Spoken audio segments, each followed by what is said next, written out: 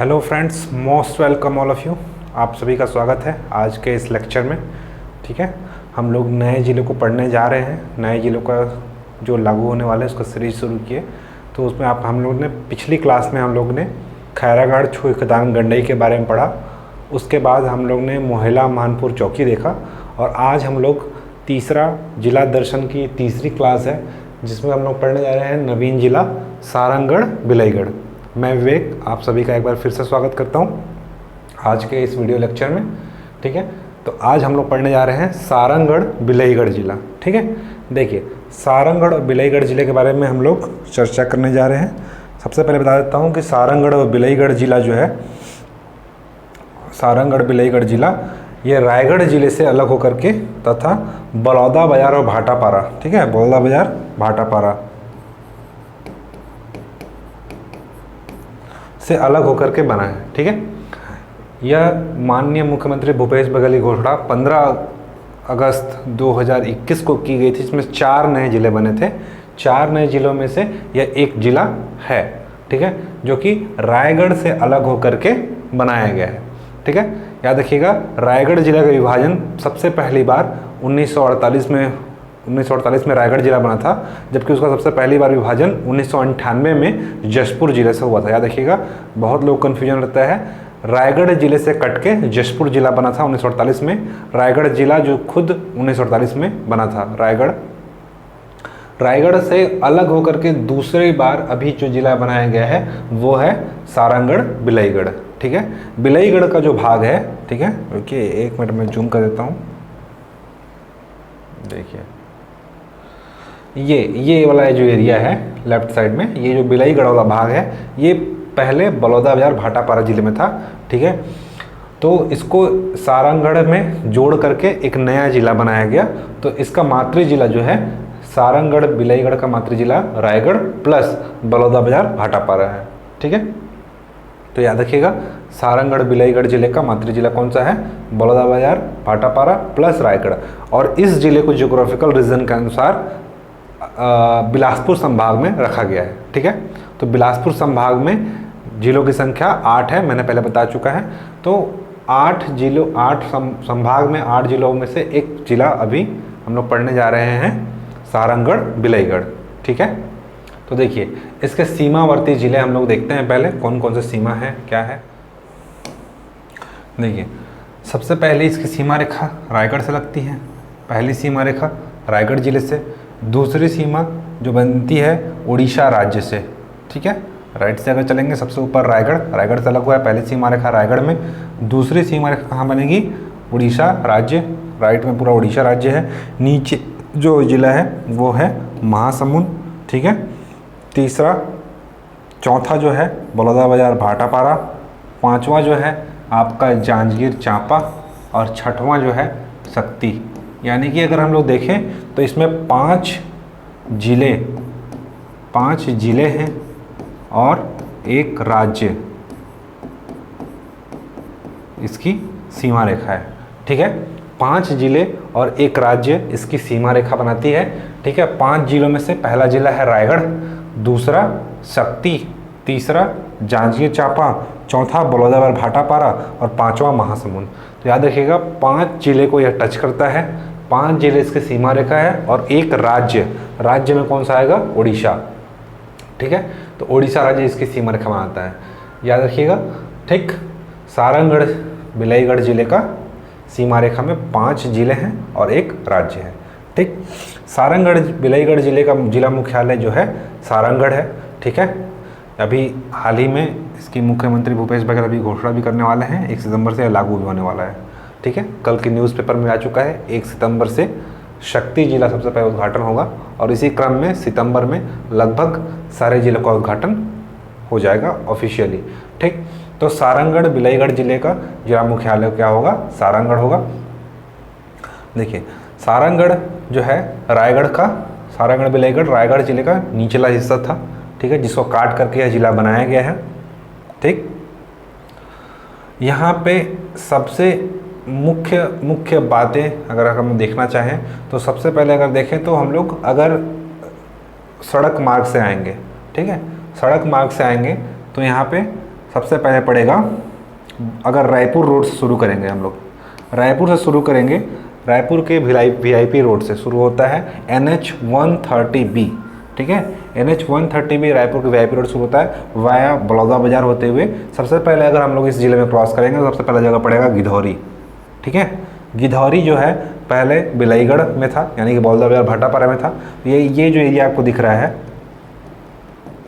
ये जो था ये पहले क्या था, बिलाईगढ़ में था, जो कि बलौदा बाजार भाटापारा का हिस्सा था। वर्तमान में यह सारंगढ़ जिले में शामिल हो गया है, ठीक है। देखिए गिधौरी, ये जो सबसे पहले आएंगे 130B में आपको पड़ेगा गिधौरी। गिधौरी के बाद नीचे आएगा बिलाईगढ़।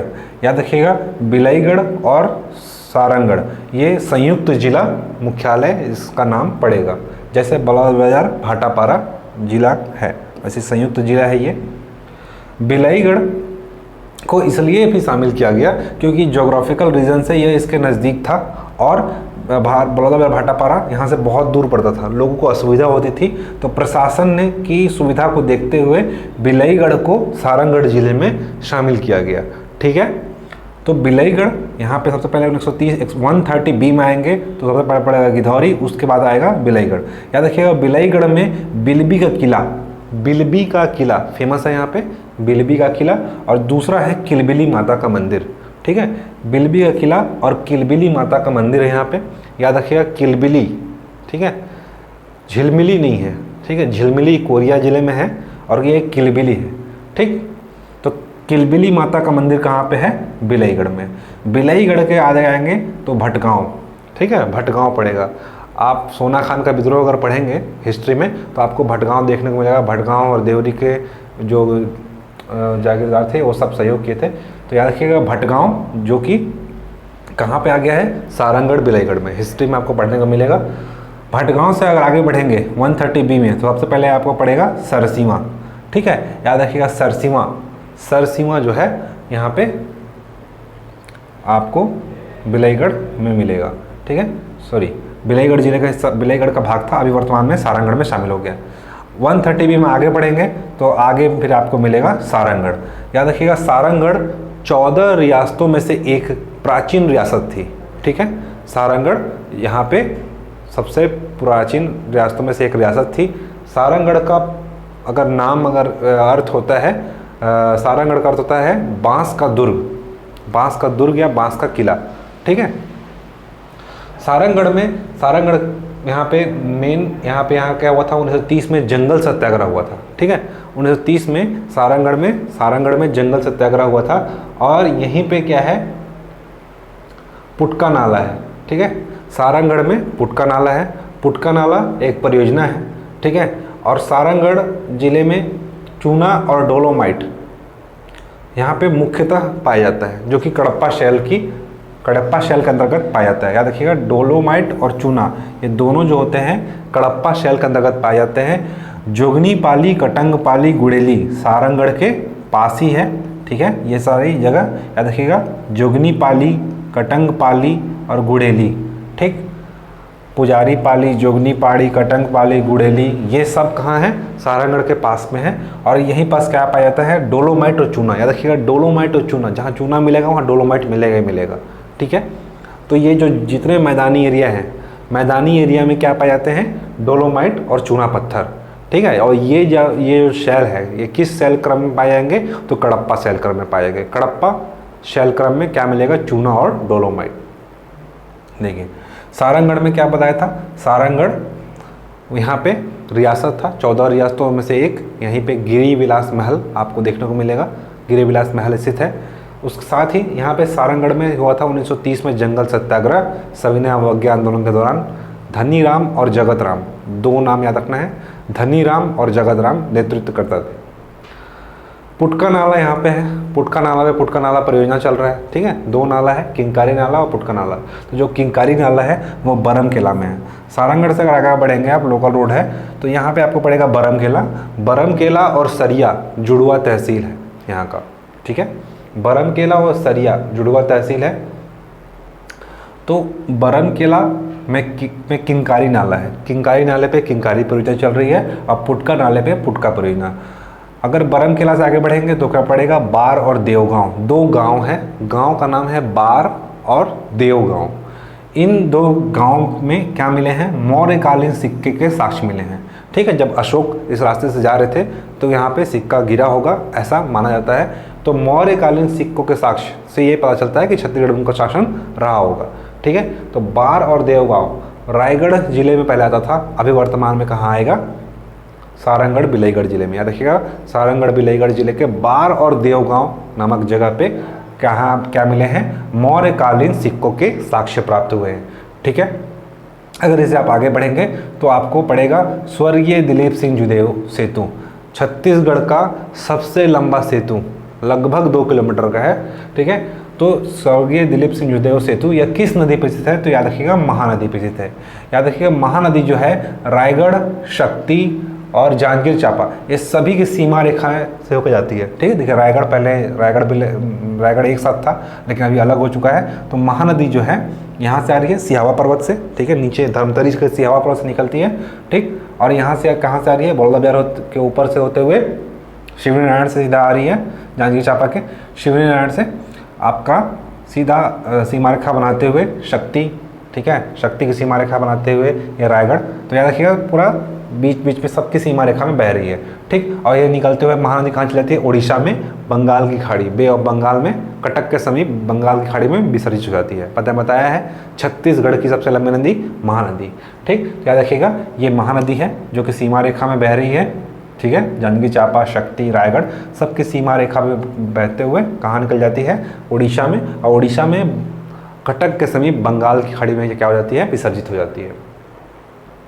देखिए, तो 130B में सबसे पहले हम लोग कहाँ से चले थे, रायपुर से। रायपुर के VIP रोड से अगर हम लोग चलेंगे तो क्या आएगा, 130B बलौदाबाजार के बाद पाएगा बलौदाबाजार भाटापारा जिला, और बाद फिर सबसे पहले पड़ेगा गिधौरी के बाद भटगांव तहसील है।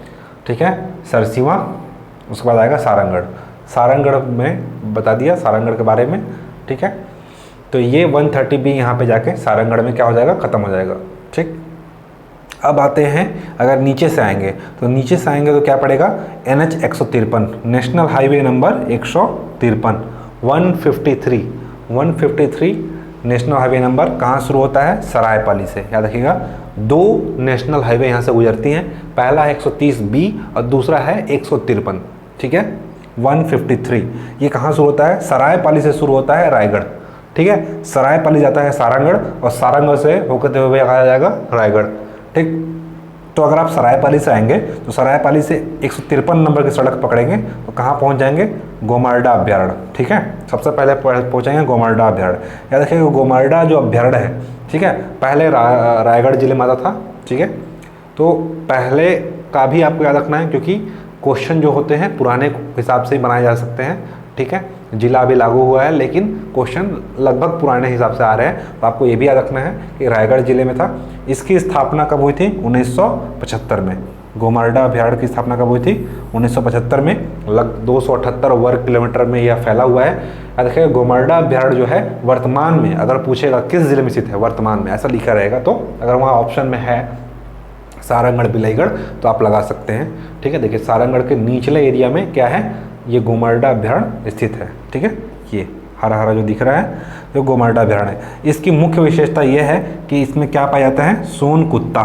ये कुत्ता मैंने अपने हिसाब से बनाया है।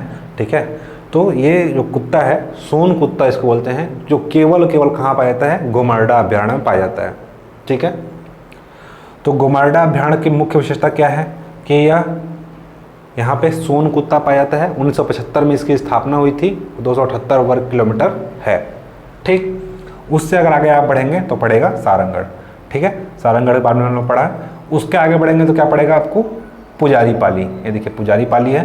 पुजारी पाली में यहाँ पे केवटिन मंदिर है। ठीक है, केवटिन मंदिर अर्थात केवट का मंदिर नहीं, केवटिन मंदिर अर्थात यहाँ पे शिव का मंदिर है। पुजारी पाली का केवटिन मंदिर प्राचीन शिव मंदिर है, 7वीं शताब्दी का। ठीक है, उससे आगे बढ़ेंगे तो शक्ति होते हुए कहाँ पहुँच जाएंगे अपन, रायगढ़। ठीक है, तो ये 153 है, सरायपाली से सारंगढ़ वाया रायगढ़। ठीक है, सारंगढ़ होते हुए रायगढ़ निकल जाएगा। तो ये 2 मुख्य सड़कें हैं। ठीक है, जबकि यहाँ की यहाँ पे ये मेन मेजर जगह थे जहाँ पे हमको जानना था। ठीक, अच्छा एक याद रखिएगा, यहाँ पे एक नदी बहती है, इस नदी का नाम है सुरंगी। ठीक है, रायगढ़ जिले में भी ऑप्शन है तो रायगढ़ भी लगा सकते हैं। वर्तमान में ये सारंगढ़ बिलाईगढ़ जिले में है। सुरही नदी कहाँ से होकर बहती है, अगर क्वेश्चन आता है तो सारंगढ़ बिलाईगढ़ जिले से। यह सुरही नदी सारंगढ़ बिलाईगढ़ जिले से निकलती है और जाके कहाँ मिल जाती है, रायगढ़ जिले के ओंग नदी में। ओंग नदी में जाके क्या हो जाती है, विसर्जित हो जाती है। ठीक है, सुरंगी नदी जो है रायगढ़ बिलाईगढ़ जिले से, सारंगढ़ बिलाईगढ़ जिले से निकलती है और जा करके उड़ीसा जिले के ओंग नदी में विसर्जित हो जाती है। याद रखिएगा, इससे मिलते जुलते नाम बहुत सारे हैं, बहुत सारी नदियां हैं जिससे क्वेश्चन कभी भी बनाए जा सकते हैं। तो सुरंगी नदी, सारंगी नदी और सुरही, ये 3 नदियां हैं। तीनों का नाम लगभग सेम है। जैसे मेरे से कन्फ्यूजन हुआ बोलने में, आपसे भी याद करने में कन्फ्यूजन हो सकता है। सुरंगी नदी अगर बोलेगा तो कहाँ आएगा, रायगढ़।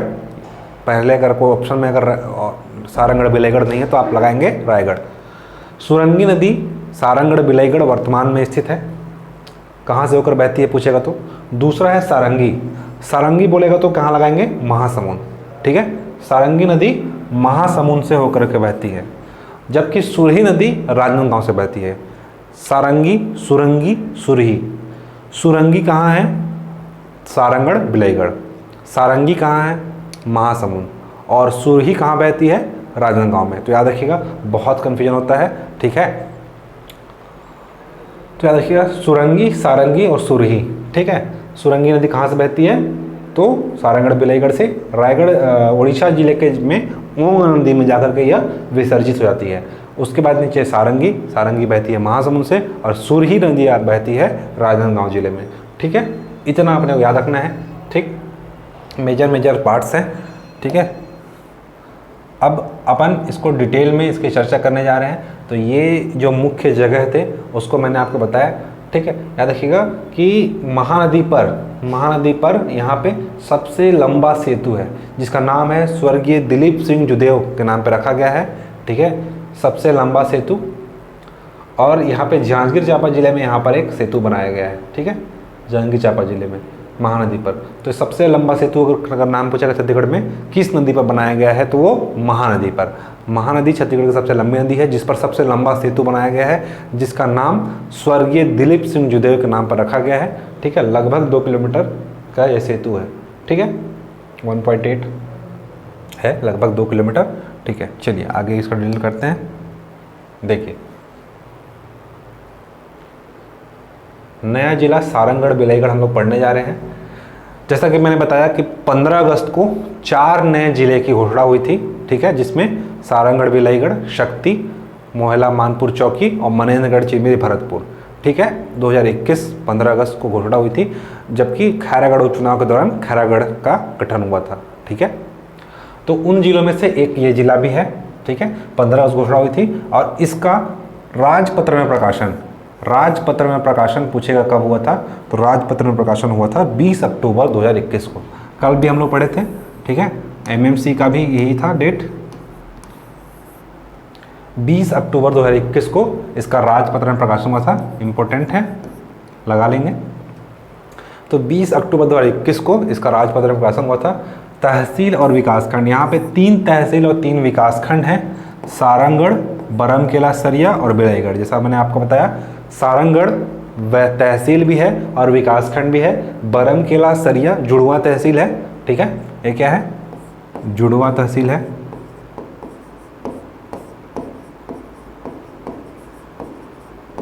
ठीक है, बिलाईगढ़। ठीक है, तो सारंगढ़ और बिलाईगढ़ तो जिले के नाम पर ही हैं, दोनों ब्लॉक हैं और दोनों तहसील हैं। एक याद रखना है, बरमकेला सरिया। बरमकेला सरिया क्या है, ब्लॉक भी है और तहसील भी है। याद रखिएगा, सारंगढ़ इस जिले में नगर निगम की एक शाखा, नगर पालिका परिषद, नगरीय निकाय की एक शाखा नगर पालिक परिषद स्थित है यहाँ पे। ठीक है, सारंगढ़ में। लोकसभा क्षेत्र, यह जो सारंगढ़ बिलाईगढ़ जो है रायगढ़ लोकसभा क्षेत्र के अंतर्गत आता है। ठीक है, रायगढ़ लोकसभा क्षेत्र के अंतर्गत आता है सारंगढ़ बिलाईगढ़। पहले पूरा जिला रायगढ़ जिले जो लोकसभा के अंतर्गत आता था। लोकसभा सीट यहाँ पे एसटी लोकसभा सीट है, जहाँ पर वर्तमान में सांसद जो हैं गोमती साय हैं।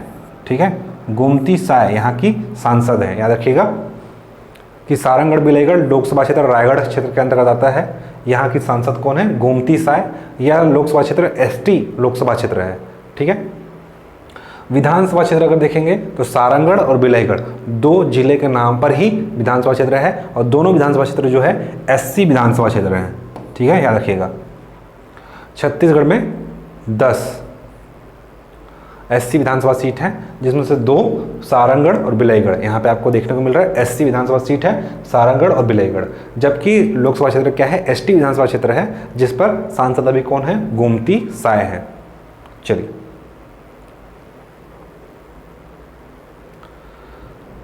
सारंगढ़ बिलाईगढ़ जिले में मुख्य रूप से जनजाति जो है गोंड पाई जाती हैं। ठीक है, सारंगढ़ बिलाईगढ़ जिले के मुख्य जनजाति गोंड पाई जाती है, इसीलिए यहाँ का राजवंश भी जो है गोंड राजवंश था।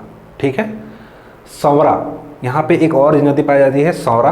जैसे मैंने आपको बताया था कल कि गोंड जनजाति जो है वो क्या करती है? Medicine man of Gond, Gond के बैगा जो जनजाति है गोंडों के पुजारी के रूप में काम करती है। ठीक है, तो जैसे वैसे ही आज जो है छत्तीसगढ़ की सबसे बड़ी जनजाति अगर पूछेगा कौन सी जनजाति है तो गोंड है। ठीक है, तो इनके मेडिसिन मैन ऑफ गोंड, इनके पुजारी कौन थे? बैगा थे। तो गोंड जो राजवंश है छत्तीसगढ़ का, सब गोंड जो जनजाति है वो छत्तीसगढ़ की सबसे बड़ी जनजाति है। ठीक है, इसकी 43 उपशाखाएँ हैं। आगे देखते हैं, सौरा जनजाति यहाँ पे पाया जाता है। सौरा जनजाति छत्तीसगढ़ में क्या करता है? सांप पकड़ने का काम करता है। याद रखिएगा, मोस्ट इंपॉर्टेंट है। सौरा जनजाति काम क्या है? सांप पकड़ने का काम करते हैं इन लोग। ठीक है, सांप पकड़ने का काम करते हैं। देखिए यहाँ पे खनिज बताया था आपको, डोलोमाइट और चूना पत्थर पाए जाते हैं। डोलोमाइट और चूना पत्थर। ठीक है, ये किस शैल में पाए जाते हैं पूछेगा तो कडप्पा शैलक्रम में पाए जाते हैं। कडप्पा आंध्र प्रदेश में एक जिला है जिसके नाम पर इस शैलक्रम का नाम कडप्पा मिला था। सबसे पहले अगर जहाँ से जो चीज़ मिलता है उसका नाम उस शैल के नाम पर रखा गया है। जैसे धारवाड़ के नाम पर रखा गया है। ठीक है, तो वैसे कडप्पा जो है, कडप्पा शैलक्रम है जिसमें क्या मिलते हैं? डोलोमाइट और चूना पत्थर। अगर पूछेगा जहाँ भी डोलोमाइट और चूना पूछेगा तो ये किस शैल में मिलते हैं? तो कडप्पा शैलक्रम में। ठीक है, अब ये कहाँ कहाँ मिलते हैं? तो पहला है सारंगढ़, जोगनीपाली, कटंगपाली और गुड़ेली। ठीक है, देखिए एक बार देख लेते हैं फिर से।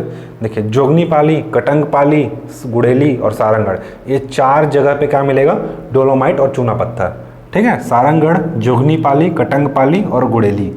ठीक है, ये 4 जिलों में क्या मिलेगा? 4 जगह पे क्या मिलेगा? डोलोमाइट और चूना पत्थर। परियोजना बताया था मैंने, परियोजना क्या बताया था?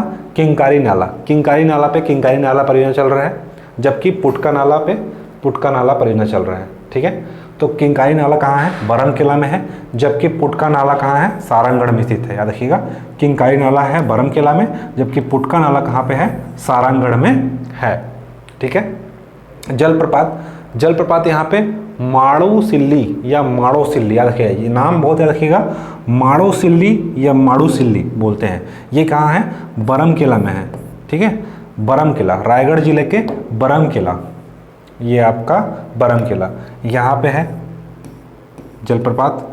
नाम क्या है इसका? नाम है माड़ोसिल्ली, माड़ोसिल्ली या इसी को माड़ूसिल्ली भी कहते हैं। ठीक है, रायगढ़ जिले के बरमकेला में यहाँ पे क्या है? जलप्रपात है जिसका नाम है माड़ोसिल्ली या माड़ूसिल्ली। ठीक, इससे मिलता जुलता एक नाम और है।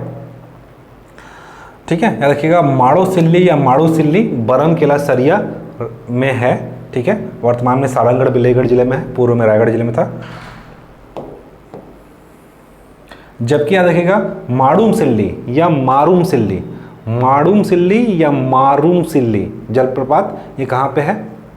ये है आपका, ये जलप्रपात नहीं है, ये बांध है। ठीक है, ये माड़ूसिल्ली या माड़ोसिल्ली ये बरमकेला सरिया में जलप्रपात है, जबकि माड़ूमसिल्ली या मारूमसिल्ली ये बांध है, और वो क्या है? धमतरी में है। एशिया का प्रथम साइफन बांध था। ठीक है, एशिया का प्रथम साइफन बांध कहाँ था? तो धमतरी जिले में था।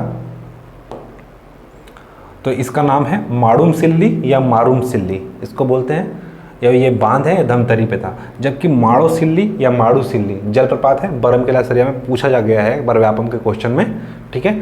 तो बरमकेला सरिया में है, याद रखिएगा। माड़ूमसिल्ली या मारूमसिल्ली धमतरी जिले में बांध है, एशिया का प्रथम साइफन बांध है, ठीक है। यहाँ पे अब एक अभ्यारण्य स्थित है जिसका बताया था मैंने, गोमर्दा या गोमर्डा अभ्यारण्य, जिसकी स्थापना 1975 में हुई है और 278 वर्ग किलोमीटर में फैला हुआ है। यहाँ पे मुख्य रूप से क्या पाया जाता है, सोन कुत्ता पाया जाता है, ठीक है। चलिए पर्यटन स्थल देख लेते हैं। पर्यटन स्थल पुजारी पाली का केवटी मंदिर बताया था, याद रखिएगा। पुजारी पाली का प्राचीन नाम क्या है, शशिनगर, याद रखिएगा। पुजारी पाली का प्राचीन नाम क्या है, शशिनगर, ठीक है। पुजारी पाली का प्राचीन नाम शशिनगर। यहाँ पे केवटिन मंदिर है। केवटिन मंदिर का अर्थ मैंने बताया था कि केवट से नहीं है, शिव से है। केवटिन मंदिर में अर्थात शिव का मंदिर, याद रखेंगे।